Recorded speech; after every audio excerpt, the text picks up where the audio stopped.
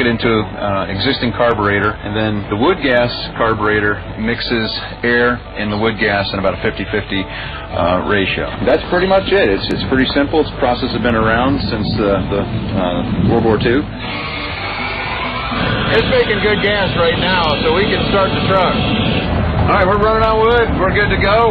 Being able to go for an afternoon joyride is nice, but if their fears materialize, this retooled 1962 Ford pickup has been customized to hook up to their generator so it can power up the entire compound. And this amount of wood, about 3 pounds of wood, works out to be about 1 kilowatt per hour of electricity. And with the wood, I feel I have an indefinite supply in this area. Our goal here is to have enough fuel to run a year, about 4 hours a day, keep the freezers cold, and to run any tools, machines, welders, whatever we need to run. Back at the Y2K, they thought I was crazy, but now I don't hear that as much. I am definitely not crazy.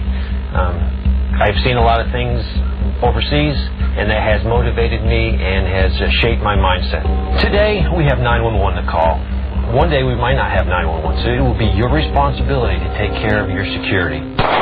In the event of a total economic collapse, Scott and David anticipate that they will come under attack from roving bands of marauders, and that they will have to protect what they have built here.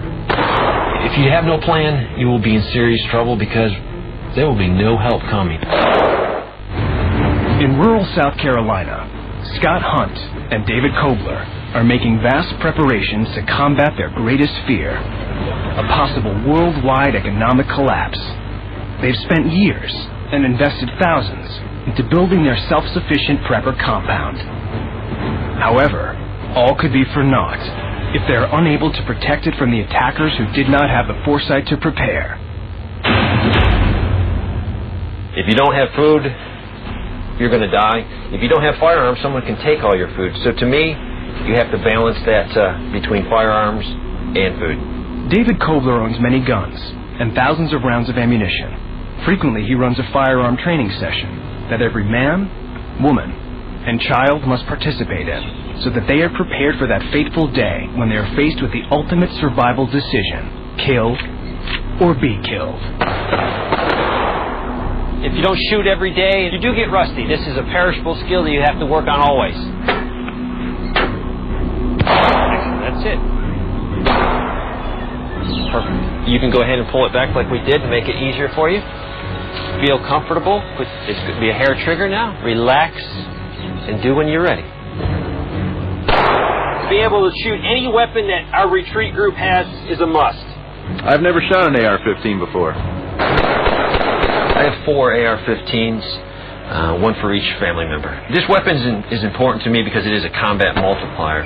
Combat multiplier is something that makes you stronger than you actually are. Fear is really not even a word in my vocabulary. Fear will paralyze you and hold you in one spot. There will be a lot of people with nothing that will take what you have. I will defend to the death because this is my food for my family.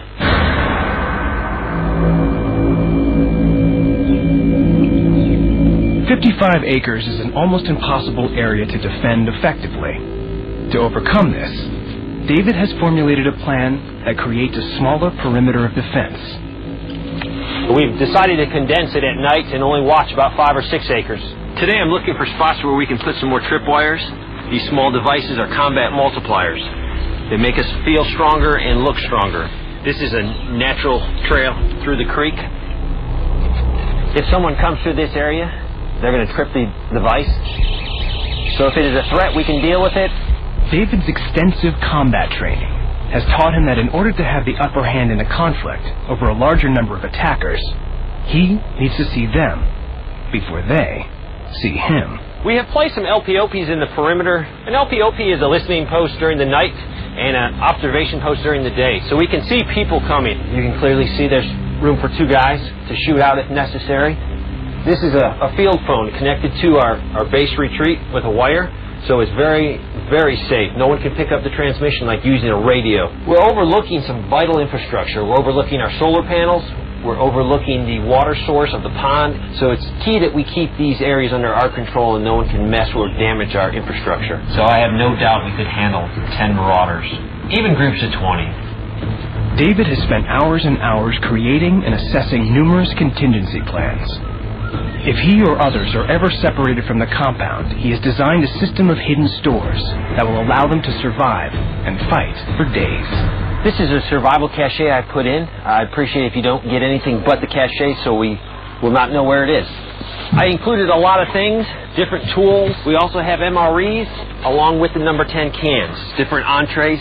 This will keep me and my family alive for a few weeks, no problem. I absolutely never live in fear. Fear makes you go the wrong direction, but being prepared, I know if I wake up tomorrow and there is no money because the financial system has crashed, to me it'd be just another day. I'd go out and take care of the chickens, I'd go cut some firewood, and life for me would go on. David and Scott, your worst fears have been realized. The world has been plunged into unimaginable economic chaos. Your preparations are impressive. You have developed numerous nearby sources of fresh water, stored enough food to survive initial economic shockwaves, and cultivated enough land and bred enough livestock to be self-sufficient for years. You have covered your critical needs of communication, fuel, and sanitation, and you also have a clear plan on how to maintain security and the means to execute it. However, our expert contends that your compound might be too visible and would lead outsiders to believe that you are a high-value target. You may want to explore how to better hide your complex and increase the numbers in your group.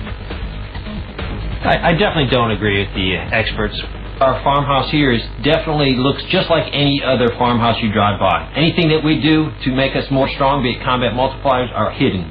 So someone walking down the street would not realize what they would be going up against. The Koblers and the Hunts did not agree with our expert assessment and have made no additional efforts to